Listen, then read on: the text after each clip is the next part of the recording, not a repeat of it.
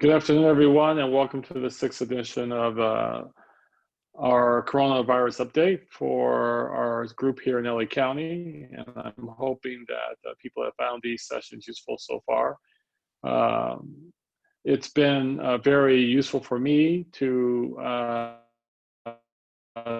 do this walk on questions and issue face in my other life, in my other job. And so I appreciate the sorts of the commentary and questions that you guys have had over the last several weeks. Before I jump into the presentation, I'd like to go ahead and just say a quick word of prayer. Then we'll get right into the presentation. So bow your heads. Gracious Kind Father, we thank you again for another day, for another opportunity to discuss and share amongst ourselves our curiosities, our questions, and the knowledge, wisdom, and experience that you've provided for us collectively. May the information shared be useful, edifying, and help us to help others and ourselves. In Jesus' blessed name I pray, amen. Okay, so as usual, I start with just a little bit of trends in California and Los Angeles, just some of the numbers to put things in perspective. And then there were a couple of questions that were submitted to me directly that I'll try to address, and then we'll quickly go into open Q&A, where we'll open up the mic for people to ask whatever questions that they might have. As I usually do in the beginning of this broadcast, I like to show, again, this natural history, this sort of timeline, if you will, of what it's like for coronavirus or COVID-19 infection. And again, right now, it looks like we probably have somewhere between 8 and 10% of people in Los Angeles County have probably been exposed or have been infected or currently infected. That means we have a large proportion of the population, at least 80% or more, closer potentially to 90%, who are still susceptible to infection. Most of the spread of this disease is occurring through people who are without symptoms, so they're asymptomatic, or they have mild or minimum symptoms at best. And when we're exposed, as an individual exposed, it takes a little while, somewhere on the order of 7 to 10 days, for the virus to replicate within us, to become high enough in concentration where we then are contagious. And again, most people are without symptoms or significant symptoms, and therefore are contagious and transmitting this virus person to person, either by the droplets in the air in close proximity, or because they are spreading it on surfaces, which then a susceptible individual touches and then makes contact with the mucous membrane, such as their eyes, the nose, or their mouth. And so again, the majority of people are asymptomatic. In this graphic, while it says symptomatic here, you should note that at least 80 to 85% of people are asymptomatic. If you become symptomatic, the majority of people have mild symptoms at best, maybe like a very mild cold or flu-like illness, and there have been other mild symptoms like rash and a variety of other things that have been denoted or observed. But most people actually have symptoms, signs that resolve on their own over time. But even after the complete resolution of symptoms, you can still remain contagious for a period of time. And again, it's important to think about this period of time being somewhere probably on the order of days to potentially a week. But you may still have symptoms, and most people believe at least 3 days after your symptoms, particularly a fever, have gone away, that you're still contagious. After which, you are no longer contagious. And again, we're still learning a lot about this virus. We're learning once you've been sick and you recovered, whether you're immune and how long you stay immune, and therefore whether you're susceptible for getting reinfected. So we're learning still a lot more about this virus. And so again, really important to remember that the spread of this disease is asymptomatic. And I say that because what I want you all to remember is that you should be thinking in your brain as you walk around, as you walk about, as you work, as you do things, that anyone around you, unless they are someone you've been around consistently or continuously and you can vouch for their whereabouts, anyone around you is potentially infectious or contagious. That's the way you should think about this. Anyone around you is potentially contagious. And therefore, how do you protect yourself? I'll come back to that. If I look at the trends in California, again, the very first week we started doing this, April 6th, the number of confirmed cases in California were 16,323. The number of deaths were 385. The 385 number was up tremendously just from the 10 days before that or so, when it was only 70 deaths. So if we look at the data now, again, looking at the trends, and again, if you look at the number of cases per day in California, what you've seen is just this sort of plateauing, right? You have these sort of false plateaus. There's an increase, a false plateau, another increase, a false plateau, and another increase. That's in terms of number of cases. And the number of cases will go up as we test more people. So again, one of the things that we follow as evidence of whether or not this really is increasing or decreasing are the number of new deaths. And again, when you look at the number of new deaths in California, you saw a rapid rise in the number of new deaths. And over the last few weeks, we've seen this plateauing of deaths. Now, this is death rate, or the number of deaths per day. And you can see it's plateauing, which means that we still have new deaths each day, but that number isn't increasing. And so that's probably the most hard evidence that we have, that even though the total numbers are going up, the rate of those total numbers are staying relatively flat. So again, just looking back, reflecting back on 5 or 6 weeks, we went from 16,000 cases in California to 70,000 cases. We went from 385 deaths in California to just under 3,000 deaths in California. So again, very, very important to just think about just the magnitude over a very short period of time. Now, when we look at sort of the predictive models and curves, I'm not sure that they mean a lot, but what you can see is this idea that things are flattening. Again, this was our predicted line based on models, and this is what we ended up with, which is a flattening, if you will, in Los Angeles County. And you can see almost all the counties have sort of flattened, okay? Flattening does not mean there aren't new cases. It just means that the rate of new cases is remaining about the same. We really won't be seeing a decrease in the number of deaths per day until the curve doesn't just flatten, but it begins to go down. So we have some time before that actually happens. Now, if you look at those numbers that I showed you on the slide before, we have 70,000 total confirmed cases in California, just under 3,000 deaths. And when you look at the number in Los Angeles County, we're just under half of that as in LA County for the state, and more than half of that, the deaths for the state, are in LA County. So LA County represents a very densely populated, busy part of the state. And it's sort of to be expected based on the population. Although it's overrepresented because LA County probably has 1/4 of the state's population, yet we represent almost half of the cases and over half of the deaths. So there's an overrepresentation, and I think a lot of it has to do with it being an inner city, there being crowding, there being lots of people with comorbidities, and obviously a homeless population and a poor population here in the city. This is a graph I show you all each week, and it just talks about in LA County, if you look at the number of people who are hospitalized over LA County, this is actually data that represents 70 different hospitals. Well, the numbers actually have remained relatively flat. So the number of people in the hospital, and again, this is in the ICU as well as in non-ICU, they are about the same.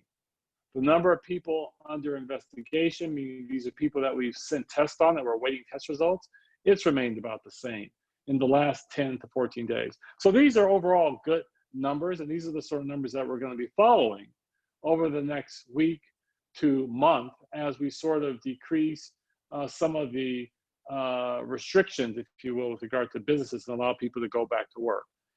I wanted to let you all know that if you have turned on the news tonight, you will see announcements that the stay-at-home order is being likely extended to August. This is from Barb Ferrer, who is our director of the Department of Public Health.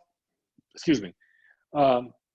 However, the orders the conditions around those orders and the places affected by those orders will be likely amended substantially. So Los Angeles County is likely going to still have people, if they can, still not working, if they can, telecommuting, etc., and gradually allow people to go back to work. And when they go back to work, those businesses will have to have a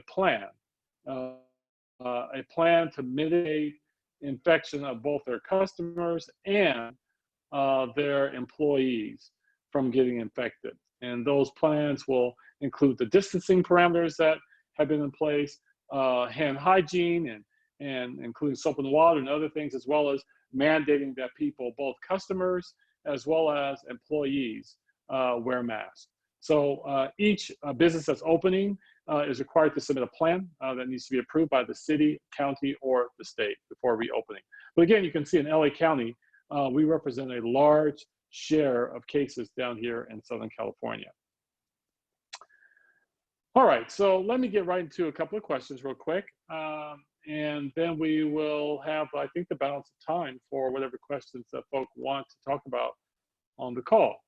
One of the questions I received was based on someone who I'm sure just is watching the news and is seeing lots of reports that come out. And one of the things last week that we talked about stroke, particularly in young.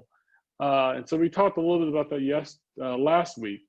This week, one of the things that have come out has been a study that was published that showed a link, and it was, I think, published in the journal Science, a link between severe COVID-19 infection, meaning people having complications and they're dying from COVID-19 infection, and vitamin D deficiency. So is there a link? And the answer is yes. So if you look at the way the question's been asked, meaning let's take all the people who have complications from COVID-19 and or death from COVID-19 and look at people who don't have COVID-19 infection or death from COVID-19. And let's look at what variables seem to be associated with a higher risk of dying or complications. That association in that paper strongly suggested a strong correlation between vitamin D deficiency and people having complications and death from COVID-19 infection. Now, I make it very clear, this is a strong correlation. This was not an experiment where someone was able to establish cause and effect.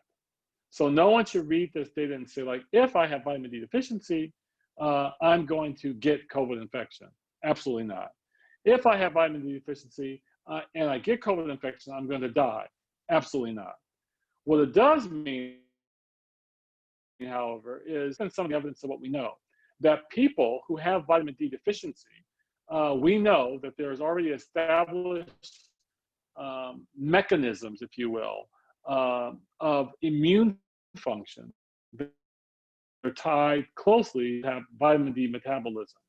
So we know that vitamin D functions very importantly in strengthening, among other things, but strengthening the immune system. It's also important in bone health and other things as well. But we know that it's also important in the way the immune system functions, particularly how it adapts and how it responds with regard to inflammation as a means of controlling infection. And so we already have seen that people with vitamin D deficiencies, or I should say that people with autoimmune dysfunctions, for example, have a higher correlation or likelihood of having vitamin D deficiency. So again, hard to establish for sure that's cause and effect, but we do know that vitamin D is important in immune function and that people who have deficient vitamin D levels have some other complications as well. So what I can tell you is if you have known vitamin D deficiency, you should make sure that you're getting your vitamin D supplementation. If you do not have vitamin D deficiency, taking extra vitamin D is not going to make things better. And in fact, too much vitamin D can cause liver problems. So the corollary question to this is, I'm not sure whether I have vitamin D deficiency. Maybe I should go get a check. And yes, there are groups of people particularly women, over a certain age, particularly over the age 40 or even 50, but definitely as you get older, who should have, in your postmenopausal, who should have your vitamin D levels checked, okay? So if you haven't had your vitamin D levels checked, consider getting your vitamin D levels checked. Here in sunny Southern California, the risk of vitamin D deficiency is actually much lower than it would be, say, for example, in Seattle or Alaska. The corollary to that, however, is that our melanin, meaning the pigment in our skin, prevents some of the absorption of sunlight, which we get a lot of natural vitamin D from. And so African Americans, consequently, particularly the darker the skin, may be at higher risk for having vitamin D deficiency. So the point being is if you're female, you're older, you're postmenopausal, and you may actually have a tan, let's just leave it at that, a very strong tan, you may have a higher risk for vitamin D deficiency, and you should consider getting tested as already recommended by your doctor. And if your vitamin D levels are very, very low, consider taking replacement. If you do not have vitamin D deficiency, I would not recommend taking vitamin D supplementation. If you're already taking supplementation, you should be followed by a physician, and they should be assuring you whether you're taking adequate amounts. Taking additional or extra amounts of vitamin D are likely not to be helpful and could be harmful. So great question. And I think it's really important to remember we always have to separate sometimes the things from association versus something being causal. And maybe deficiency, but this is something more common in people who have poor diet, poor nutrition, and people who are more frail and elderly. So if you are eating good or well, good nutrition, and you're getting good sunlight, you probably have all there is that you need to make sure that you have adequate vitamin D levels in your body. Okay, the next question, I'm paraphrasing it, but someone asks us, sir, what is the most important thing that the public can do to prevent infection? What's the most important thing you can do to prevent infection? Last week, we talked a little bit about what you could do to prevent complications. And there are not a lot of things you can do to prevent complications other than making sure you try to stay healthy, which has to do with keeping your stress levels down. It has to do with being active, good exercise. And if you have chronic diseases or illnesses, making sure that they are well managed, cared for, and that you're compliant or taking whatever medication or therapy prescribed for that. So that's trying to reduce your risk of having complications. But the complications occur only if you were infected. So this question is, what can you do to prevent infection? And if you can prevent infection, then you don't have to worry about complications. So it's a great question. The most important thing you can do to prevent infection is, number one, reduce your exposure. And there are two ways to reduce your exposure. One is simply just to prevent unnecessary commingling or exposure to people who may be infected. Now that we are living in probably a county where we have somewhere between probably 8–10% of people who have been or are infected, that just means that if you think about it, when you walk around or go to the supermarket or even go to work, that's probably somewhere between 1 in 10 on the low end, on the high end, to 1 in 30 to 1 in 50 people actually are infected and they just don't know it. So one of the most important things that you can do on the one hand is just to reduce your exposure time to people. Now, that does not mean that I am a big fan of everyone just staying cooped up in their room or in their bedroom at all, or even cooped up in their house. I think you should get out. I think you should be out walking and being active. But it does mean that we should limit unnecessary contact in that manner. Okay. The second thing that you can do from an exposure standpoint that's really important is you can provide barrier exposure. The barrier exposure is what we talked about a couple of weeks ago, and that is wear a mask. So I believe you should be wearing a mask when you go out all the time, period. And you're going to be exposed around other people.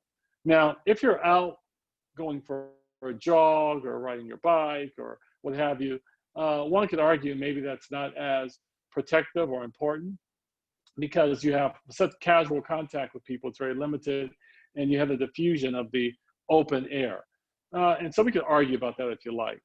But no question, visiting people, being in confined spaces, being at your job, work, all of which is enclosed and confined spaces, you should have a mask on. And individuals around you to protect you should have a mask. So you wearing a mask protects them wearing a mask protects you. Okay. The second thing that you can do that's associated with barrier protection, that's not associated with barrier protection, but that's also a preventive strategy, is washing your hands. 20 seconds, you can sing Jesus Loves Me, This I Know. You can sing Happy Birthday twice. It doesn't matter. 20 seconds, washing your hands with soap and water. That or hand sanitizer with 70% or more alcohol-based solution.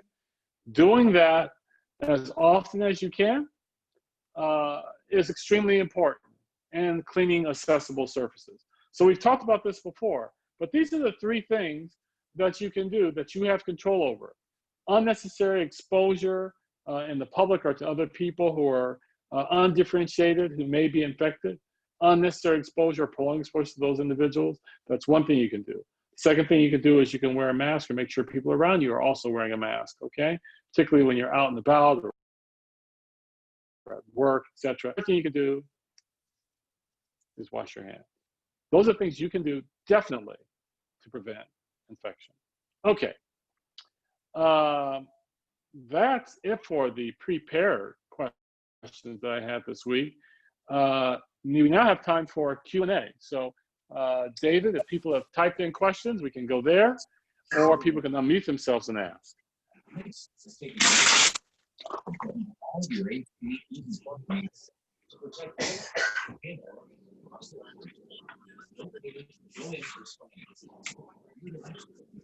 Any questions? I don't hear anything here. Let's see. Oh, remote control, I can't find it.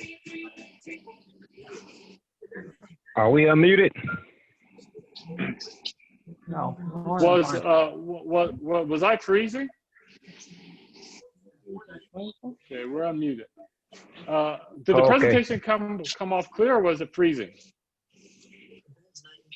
It's been freezing. There was. I could see you very clearly. I could see the questions But and answers. you did freeze a couple of times.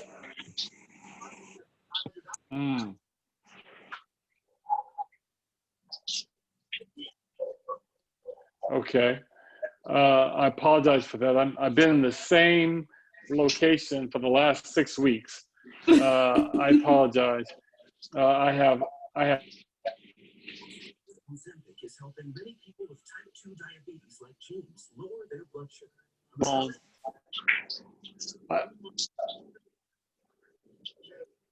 So I think it's my phone service potentially. Okay. All right. Well, let's go. If we can, anyone have any questions? We could go for questions.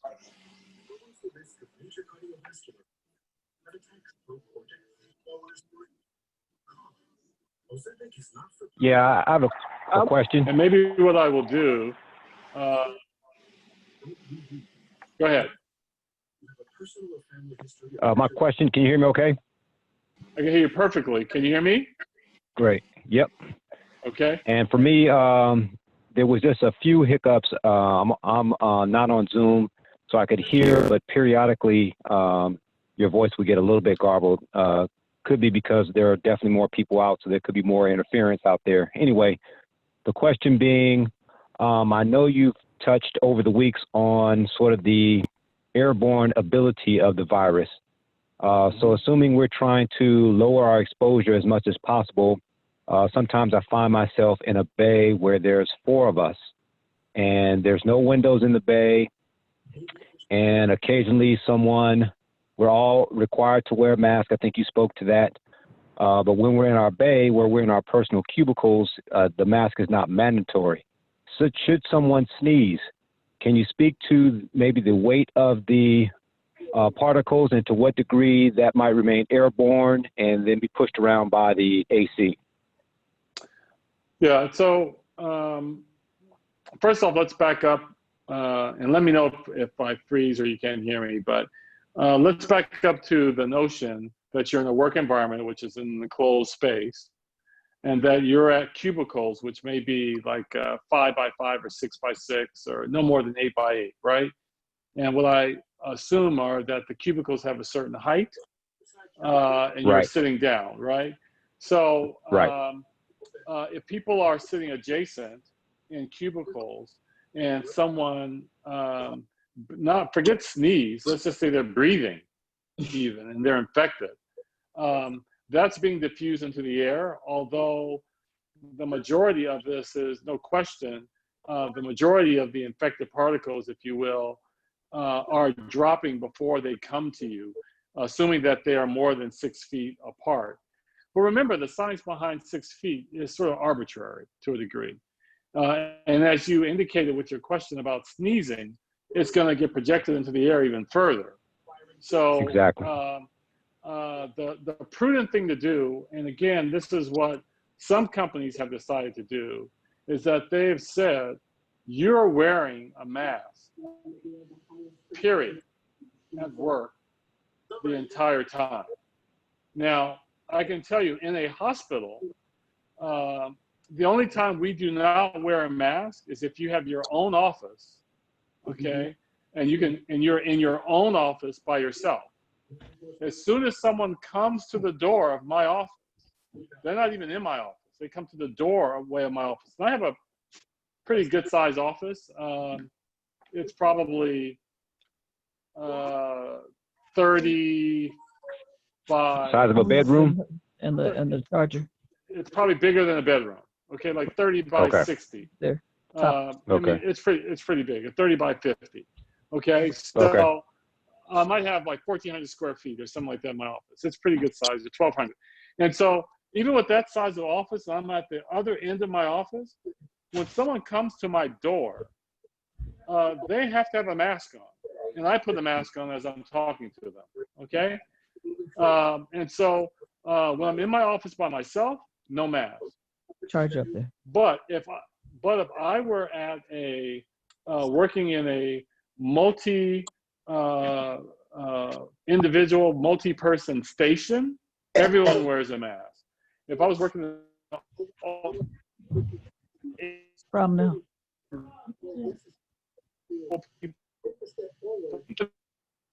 Mayor Gustavo Camacho some proximity and yes, sneeze, etc., I would 100% recommend the employer considering people wearing masks.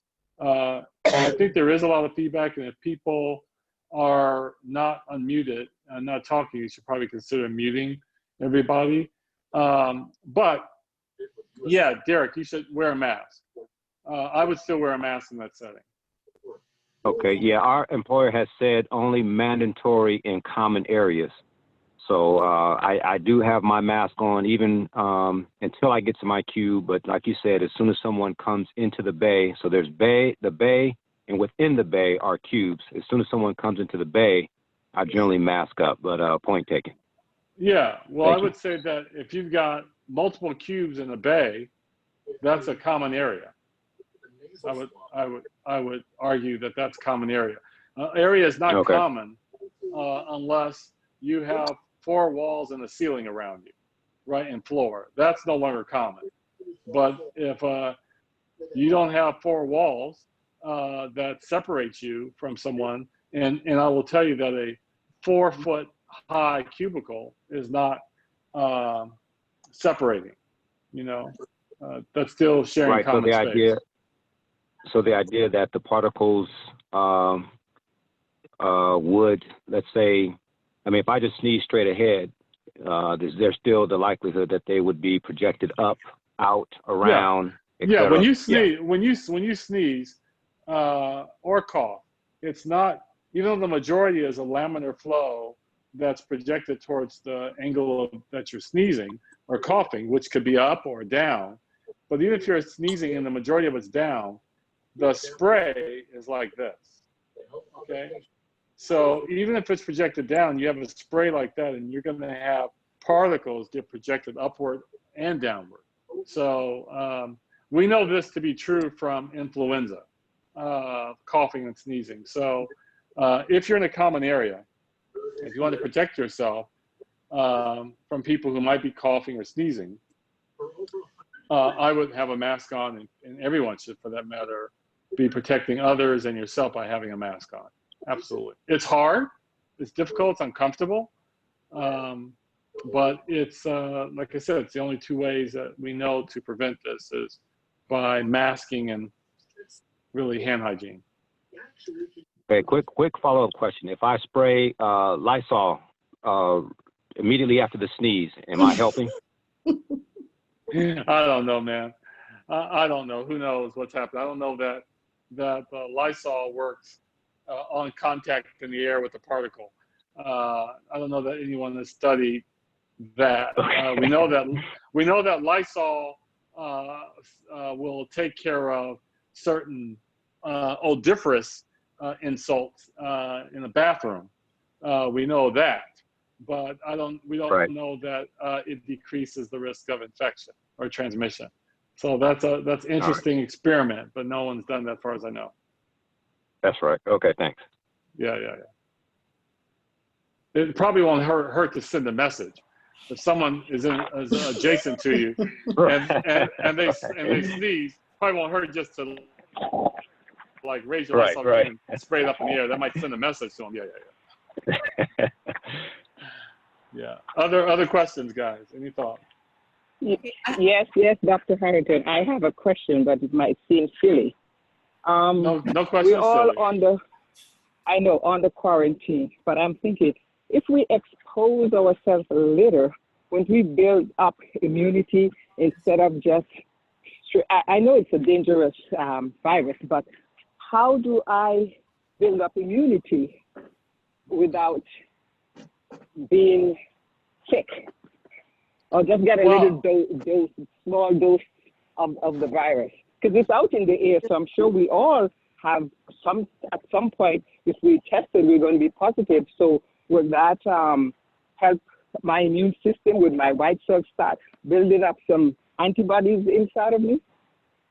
Yeah, well, that's an important thought, because this is the basis of a vaccine, right? This is the basis of why there's vaccine research, to evaluate whether or not we can expose people to some parts of the virus, important parts of the virus, and then their bodies respond by developing immunity that prevents an infection, right? When you get exposed to the real thing. That's the whole principle behind the vaccine. Well, the reason why this is, the vaccine research takes so long is because people have to deal with safety first, and they have to also find the right dose for it. So you're probably some amount of exposure out there that would give us some immunity, but I don't know what that dose or exposure is. We know that if you get exposed to too much, which has happened to healthcare workers and young doctors who've died, who are otherwise healthy, they've died because they got exposed to too much over a prolonged period of time, if you will. And so too much exposure, we know, can make you very sick. Likewise, we know that probably very passive, limited exposure will not make you sick and may not even challenge your immune system at all. So this is why, for example, like I will go out and ride a bike or go for a run, and in the air, I'm not gonna run in a pack of people, but I'm not worried about getting infected, okay, at all. Now, having said that, do I think my immune system is reacting or developing immunity when I'm going out for a jog? Probably not. Why? It's because the immune system works by having certain thresholds of exposure. And I don't know that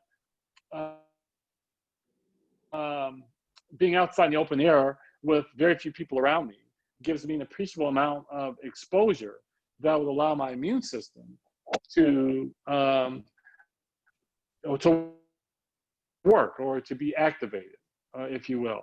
So it's a really important question, but the challenge is how do we control the amount of exposure? There's no way to do that. We know that the amount of exposure, if you go for a walk, is probably very, very, very, very low, like minuscule.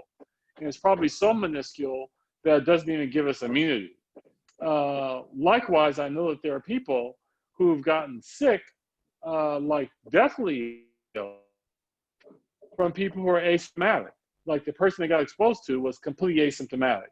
So I'm not sure if we are able to control the level or the amount of exposure. That's what some of the vaccine research is really trying to establish. And once we get more information on that, then I think the smart thing to do is to be able to expose ourselves in a more controlled manner.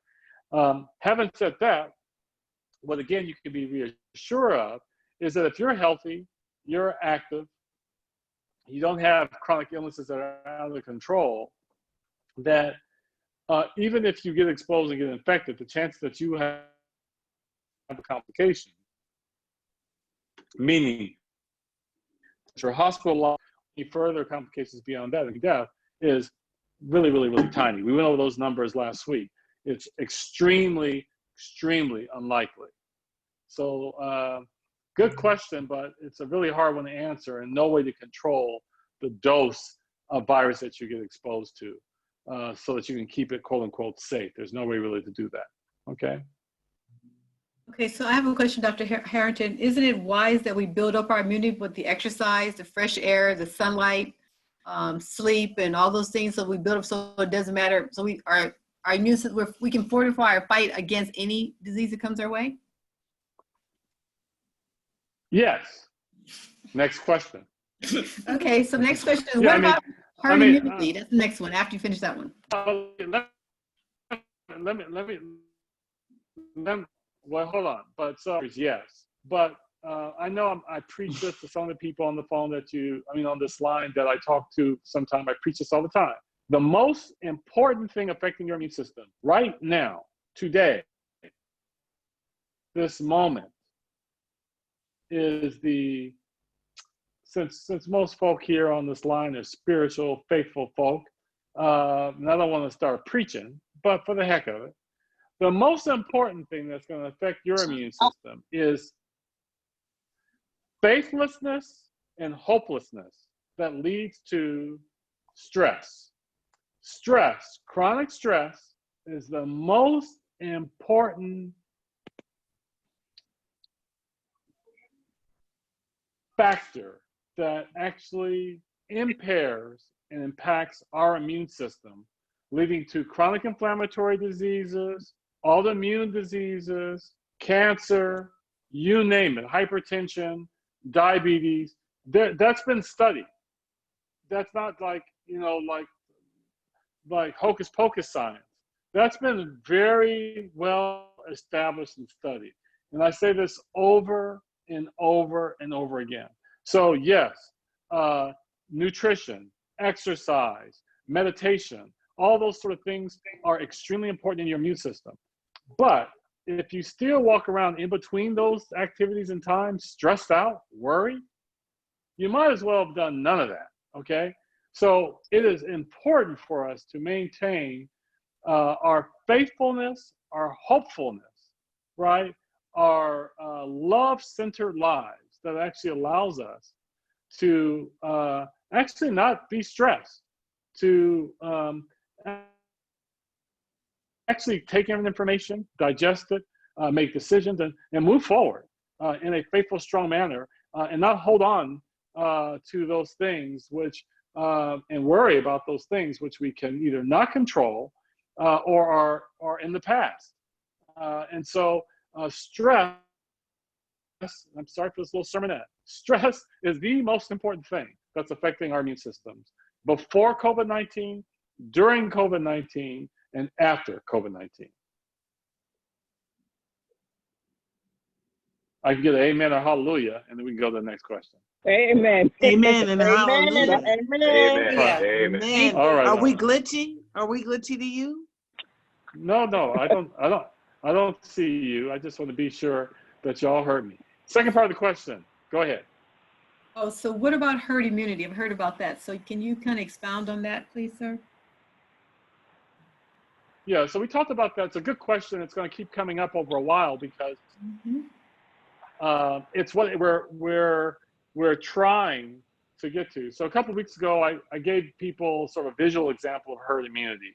And basically, herd immunity is the notion that if enough people in a population have immunity to the virus, then the virus no longer survives. So this goes back to the principle that a virus is a living organism, just like you and I. We are all living organisms.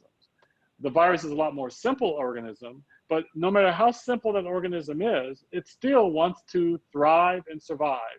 And in order to do that, it needs a living host. In this case, the bat or us, okay? So now that this virus is in humans, it decided it likes to live in humans. Now, in order to live in a human, it has to infect the human. In order to replicate in the human and thrive, it actually has to have a host that is susceptible to the infection, susceptible to allow for the replication. When you have a population of people, say 100 people, and the majority of people have not been infected, that virus has an opportunity that is tremendous, like amazing, and will just run through that population of 100 people over a period of time.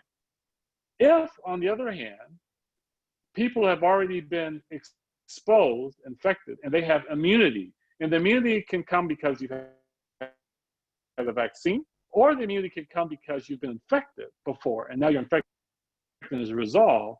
Now, instead of having 100 people with no one having immunity, no one being infected, say you have 70 of 100 people who have actually been infected before, and now they're no longer susceptible. That virus can't find any place. It's harder for that virus to find a susceptible individual, and that virus will die, okay? So herd immunity is just a way of saying that the majority of people in a population have already been exposed and therefore have an immune system that can readily fight against infection. And typically we say that you need somewhere between 70, on the low end 60%, but somewhere between 70 and 80% of the population to have been infected or exposed or vaccinated to have herd immunity. So right now, we're probably close to maybe 10%, 12% at best, being very generous, of people in LA County being exposed. We have a long way before we get herd immunity, right? So if you took 11 million people in LA County, just say being generous, 1 million people have already been exposed. We still need another 6, 7 million people to be exposed before we have adequate herd immunity.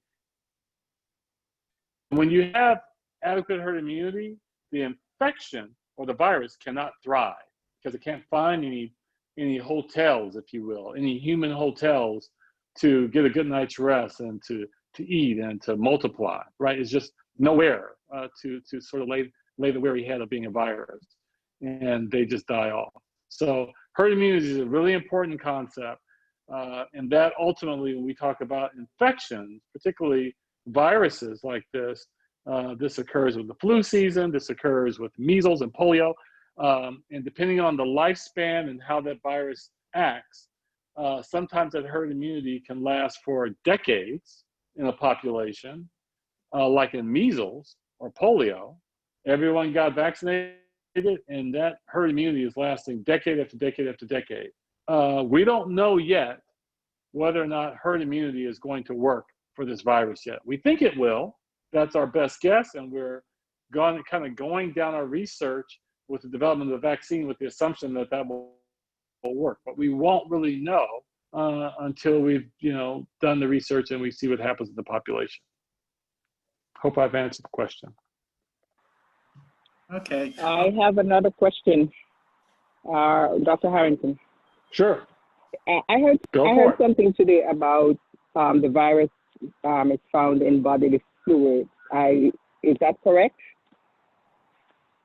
Let me see. I did get this question and I thought, well, I wouldn't go there on a public call like this, but let's just go ahead and put it out there, right? So there was a headline that said, coronavirus in semen.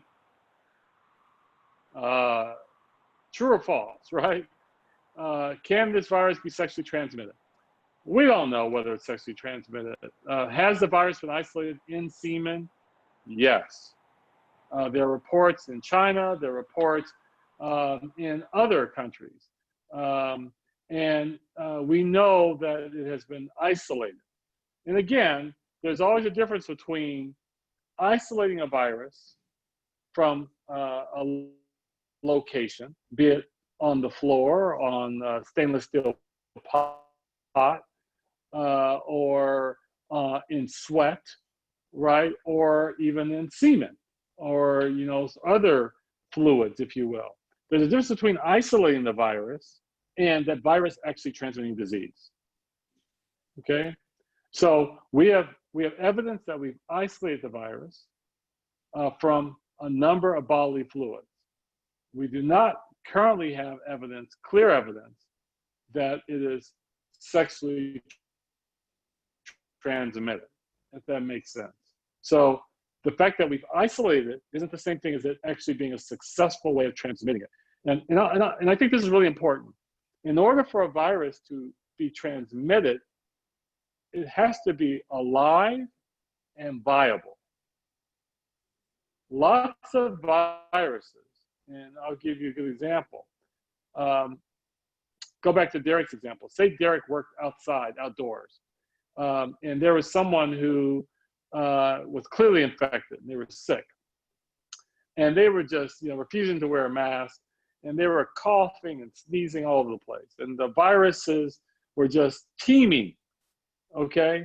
And they were working outdoors in the sunlight. And the viruses landed all on all the surfaces outdoor. The outdoor sunlight, UV light, has completely denatured those viruses. Those viruses are dead, okay? There's no question. But if I did PCR to try to see if I could detect the virus, I would absolutely find the virus all over the place. If I took those viruses and injected those into me or rubbed them in my mouth, my mucosa, I would not get infected, okay? Because the virus is no longer viable. So there's a difference between viable virus and virus that's just detected. We currently have evidence that the virus is detected in a number of fluids, including what made headlines this week or last week. But we do not have evidence that we're transmitting the virus effectively through this means. Okay, great question. We will probably have to wait and see.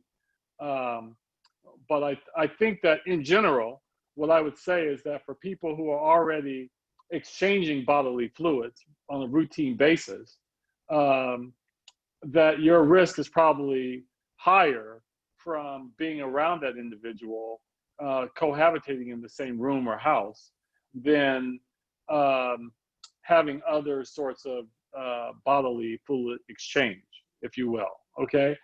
And assuming that people aren't exchanging otherwise bodily fluids with strangers, and again, we pray that that's not happening, that still the biggest risk is going to be, as we talked about before, through, again, coughing, aerosolization from someone who's infected, or touching, basically live virus and transmitting that to a mucosal surface. So very good question. There's going to be more and more headlines about sort of reports of where this virus exists and all this other stuff. And while I think it's important, I don't know how practically relevant it is on the one hand. And I do think that some of it personally is a little bit of a distraction. And what I want to say is it actually also adds a little bit to the stress level it can add to the stress level. And again, I really want to make sure that you all are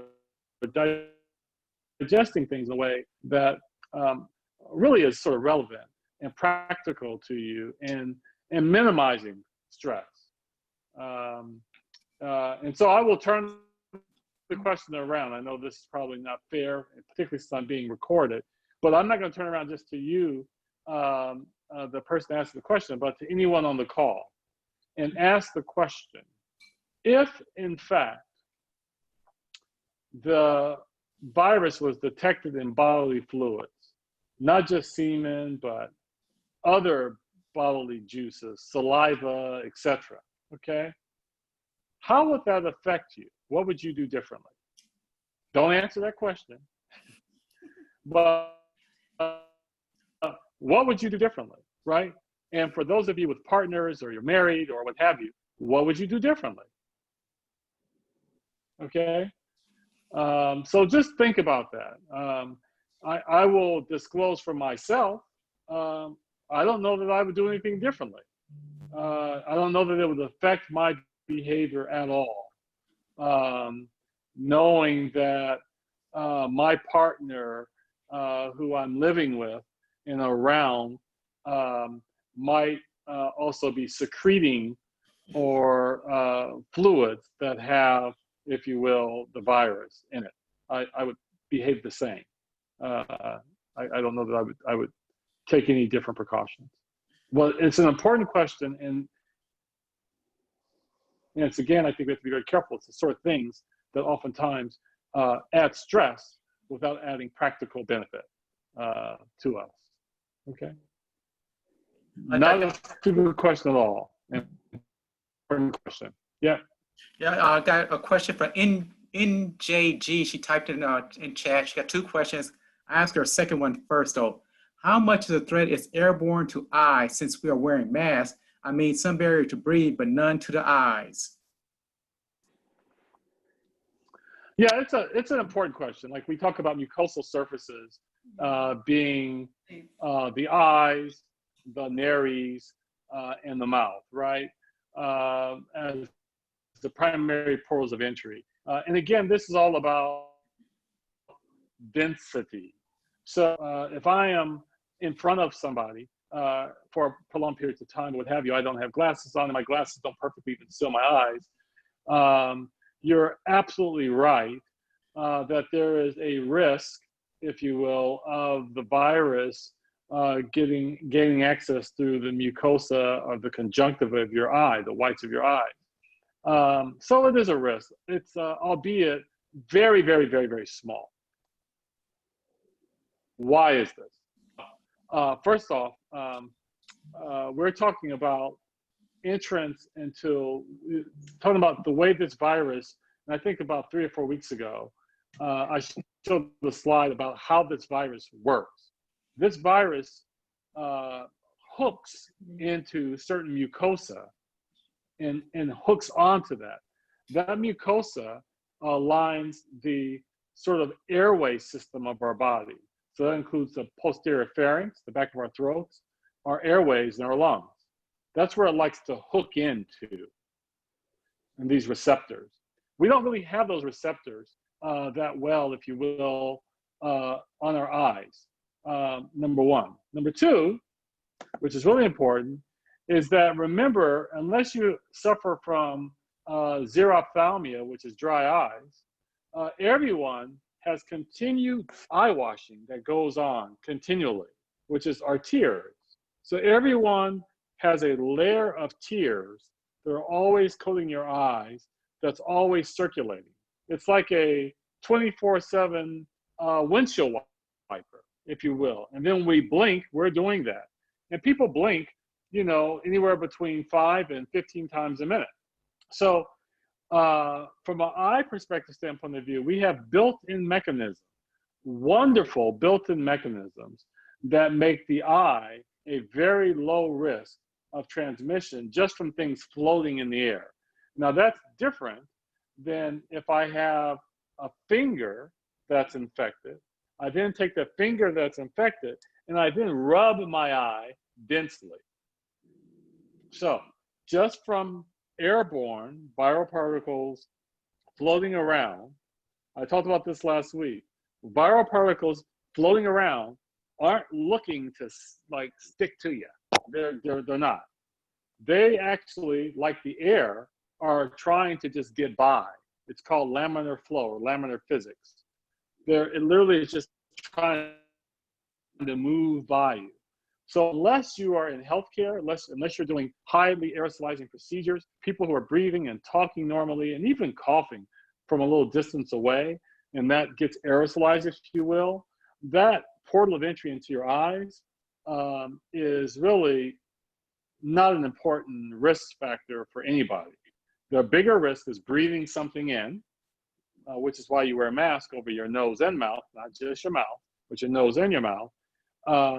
That's probably your bigger risk. But your eyes, extremely important question. We're not wearing goggles and airtight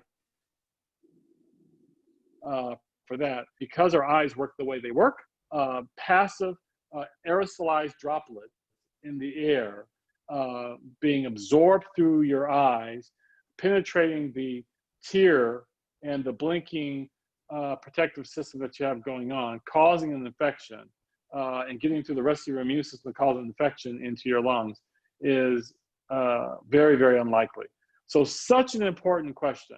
In healthcare, we wear goggles when we're doing procedures, et cetera, because now we have a much higher density of virus coming at us because it's under pressure. Other than that, there's no recommendation, even in healthcare, to wear facial coverings, etc. Okay, just droplet precautions with a mask. So very, very good question. Hope I answered that. Thank you. Yeah. Well, since you were talking about being in healthcare and so forth, I was wondering, you said earlier about they extended the stay at home, but I got a note or email today that the Dental Hygiene Board saying that we can go back to work. So does that just depend on what county I work in, or? Yeah, so the governor, so really, really important. So the governor, from a state standpoint of view, has put out broad sort of guidance and expectations. And if you read the governor's order from yesterday, even last night, he's leaving it up to the individual counties and municipalities to decide which businesses and what pace needs to come online. So that's important. And it's important to think about how you, when you come back, how you protect yourselves. So, I think you and I talked about this before. Businesses have to really make sure that they're first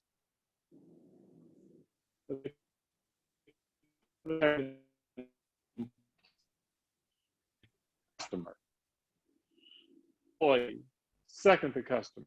And that plan and strategy should be extremely clear, should be at a minimum consistent with what the governor has outlined, if not the CDC, when the CDC releases their guidance, which will be a little bit more specific and explicit. But your protection as an employee is important. And if you feel uncomfortable that you're not being provided the right resources, the right guidance, the right personal protective equipment, etc., then you need to deal with that with your employer rather, to be sure you feel comfortable doing that. But it is the requirement of the businesses and employers to have certain measures in place. And depending on your job, your exposure risk is going to be different. If you're working at retail, you're going to have very transient casual exposures. All you need to do is be able to wash your hands, be able to control the density of people in your business, and have a mask on. That's it. And maybe require other people who are coming into your business to have a mask. That's it. But if you're working in an industry where you have a higher risk of exposure because of the type of work you're doing, I'll just put something random, like in dentistry, dental hygiene, okay? And you're working with tools and instrumentation on patients, that the procedure does pressurized aerosolizing of secretions, etc., then you need to be properly protected for that. And that should be consistent and clear with whatever the professional guidance is for those boards, which usually have explicit sort of guidance around it. I can tell you in healthcare, we have different specialties have come up with very specific guidance. So head and neck surgeons, they have put out guidance. Thoracic surgeons have guidance. You know, the dental boards have put out guidance. You know, critical care has put out guidance. Anesthesia's put out guidance. You know, these specialty boards have been very prescriptive about what they think is really important to protect their specialty members. So I would look at that to be sure that your employer is complying with that. Right. Yeah, they did send out a list of what we should have, and but I guess I was just confused because some other coworkers and colleagues were calling and were like, "I'm confused. I thought we," and I'm like, "I don't know. I think it has to do with the counties and whatever your mayor says, if we're able." Yeah, to and the shelter in place and stay at home will likely be in place on one level or another till August. It doesn't mean that all sites, venues, and or employees and employers will be affected the same. So as many of you know, they've already started opening up the beaches. They've already started opening up parks. But when you go to the beach, you can't take an umbrella or a cooler or a blanket, right? You got to just keep it moving, go for a swim or go for a surfing lesson or what have you. But you can't come back and sunbathe. You can't sit up and pop open a beverage and just, you know, chill and look at the waves. We'll see how they enforce that. But again, how they're opening things up and what they're doing comes with caveats. So, you know, again, important to look at what exists in your respective city/county. You know what, I just want to chime in on that because I was listening to, what's her name, Ferrer, Dr. Ferrer? Yeah, Barbara Ferrer. Barbara Ferrer, and I'm not sure what phase this is in, but I guess whenever they do gatherings, when do you foresee us even going back to church? We don't have a large congregation, but, you know, when do you foresee that happening?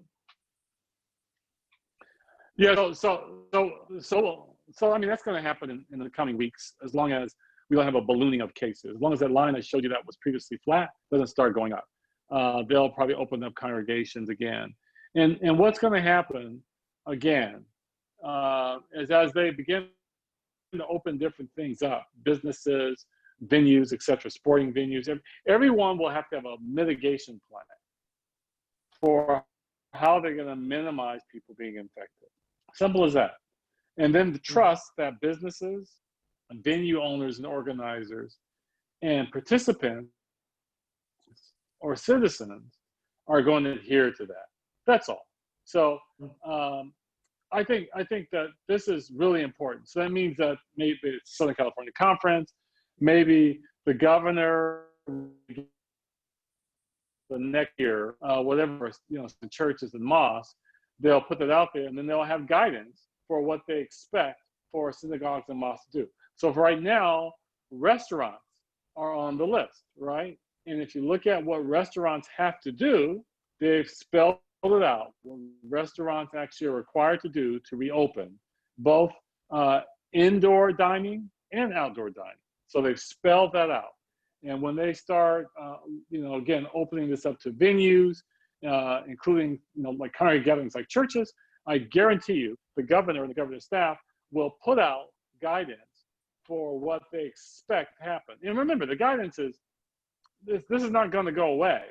So all the guidance is going to center around three things, maybe four, but three things for sure. One, okay, mask.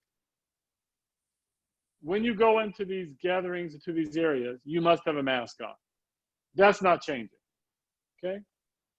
Two, this idea that you will have to have some capacity limitation.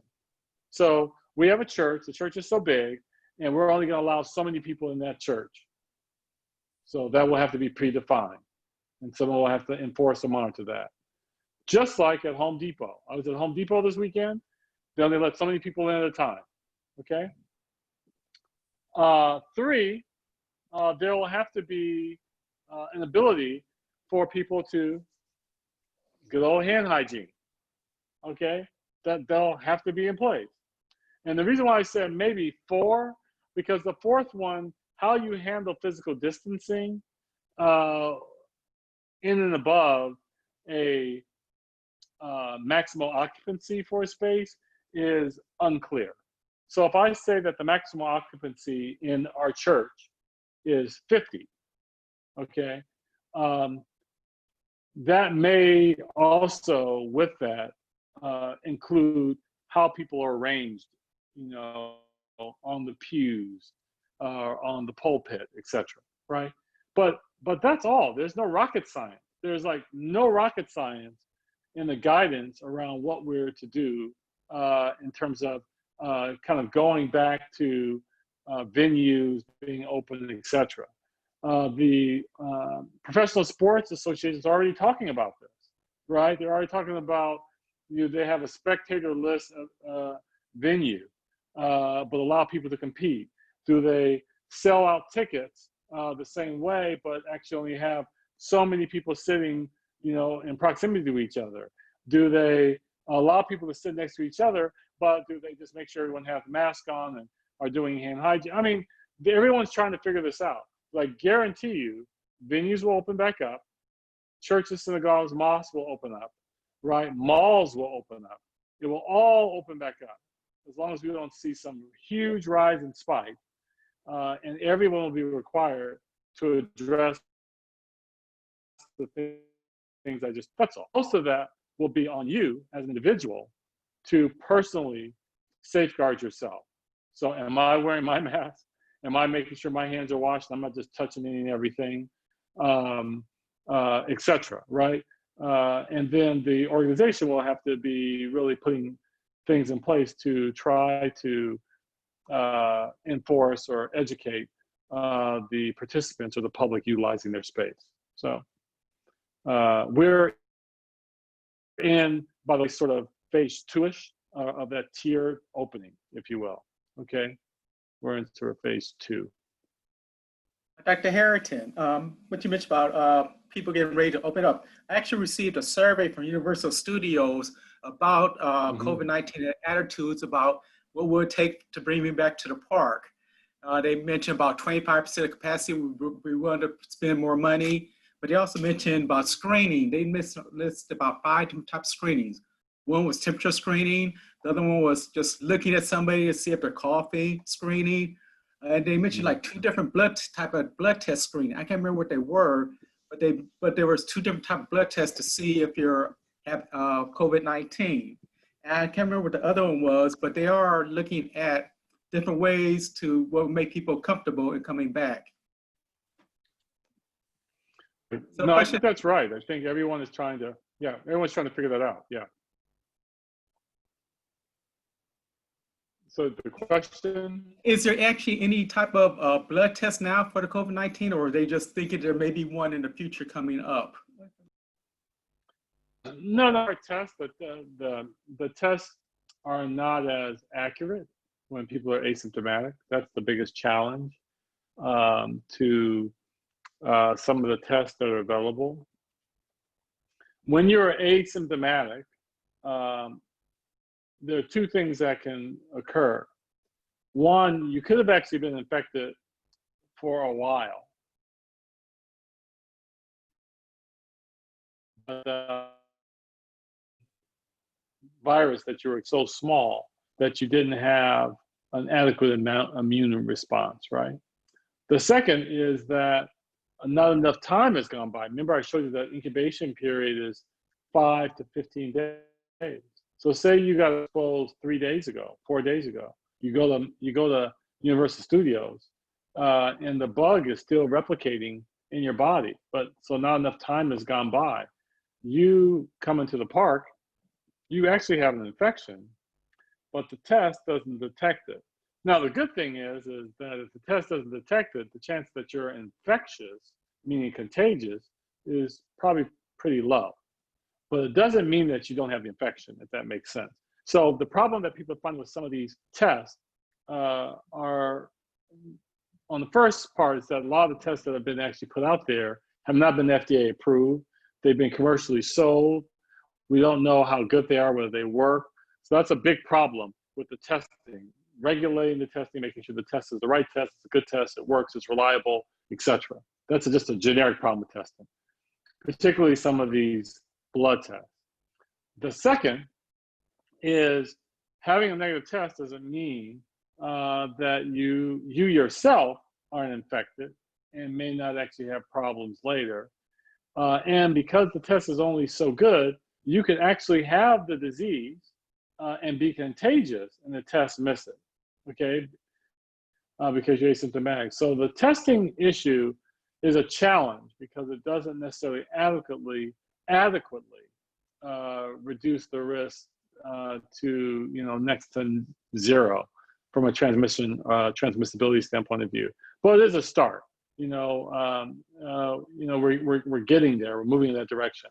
It is likely that, remember, if someone actually was starting to do testing, they're going to transfer that cost to you. I guarantee you, in the price of admission. It's more likely that people will thin out the parks in terms of the number of people in the parks, thin out the rides in terms of the number of people in the rides, and therefore thin out the line, the queuing going to a ride. They will likely require people to wear masks while they're in the park and see what happens. They'll probably restrict the park to people who are otherwise healthy and prevent people who are, chronically ill or frail or elderly from coming to the park. They'll do things like that, right? Which I think is, it's one way to try to open up and provide access to people for, things that people are interested in doing, including, this is the same thing that's happening in discussion that people are having about going to the movies, right? So you go to the movies, how can I, have people be patrons, go to the movies, have a movie experience, and minimize the risk of people getting infected? I can't reduce it to zero, but how can I minimize it? So when you buy your movie tickets, there's going to be some waiver, I guarantee you, that puts it all on you. And then they will have queuing in the lines. You'll have to wear a mask, but you're eating popcorn, but you have to wear a mask, but you're eating popcorn. Or no popcorn. Well, now how fun is that at the movies, right? So they'll be working this stuff out. And some of that risk will be reduced, but it won't go to zero. I guarantee you that it won't go to zero. Thank you. Good. All right, we are an hour and 15 minutes. Lots of good questions tonight. They just kept coming. I appreciate that. Thank you for sending a couple of questions in advance. If you have other questions in advance you want to send, please send them to David or Pam, or you can send them to me directly. If you have my contact information, that's fine.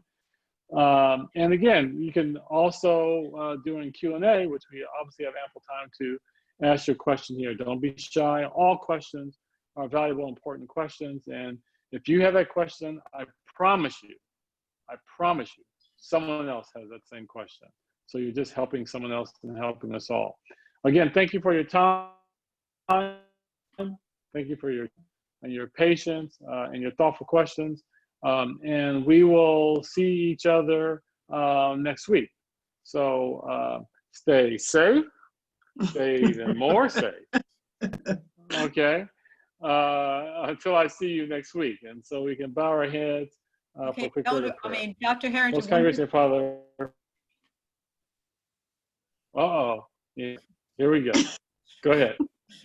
Okay, sorry. I just want to let everybody know that all the past sessions are recorded, and the way it's organized, the question, you click the question, you get the answer from Dr. Harrington. So if you want to look at past sessions, they're all recorded on the website, and you can review them at any time, just for people's information. Sorry, now you can pray, sir. That's impressive. And now knowing that, I will actually do my best to frame my answers so they're independently viewable. Okay. So that's really very helpful. But that's so good. And before I pray, let me just say again to David and Pam, you guys are awesome team, awesome team. And I appreciate your leadership, Pam, and Health Ministries, and help, getting this together and supporting this. This is, whether we're helping one, a dozen, or 100. This is so valuable and important to people. So I appreciate that. And it's a pleasure for me to, spend the time trying to help people. So again, thank you for the work that you're doing, and even the work behind the scenes to make this accessible for people who can't participate, and to make the content easily accessible. So again, thank you all very much. All right, we'll pray real quick. Most kind, gracious Father, again, we pause to say thank you. Thank you for the opportunity of life, of each breath that we sometimes take for granted, moment by moment. We thank you for the opportunity to share, to discuss, and to ask questions and curiosity, and hopefully not out of desperation, but just to help us understand and edify our practice and our thoughts a little bit more that will make us more comfortable, more certain and sure that we are doing the right things and walking the right path. May this be useful not to those who are just hearers of this word on this call, but to any others who might come later, as well as to those who might have contact with someone who participated on this call, so that they might actually be able to give the gift of knowledge and share it to them. Thank you in a special way for Pamela and David for their hard work, discipline, and commitment to this. For without them, we would not have such clear information to go on beyond these live sessions. So continue to bless their relationship and bless their work, and keep them healthy and safe.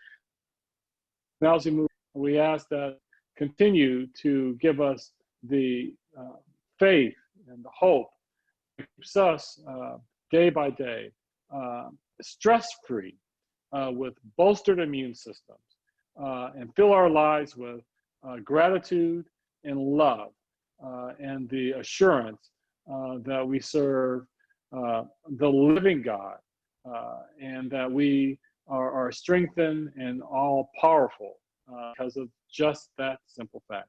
In Jesus' name I pray, amen. Amen. Amen. Amen. All right. I'm out. Thank you, guys. Thank you. Good night. Thank you. Thank you. Yes, you know. Thank you, Doc.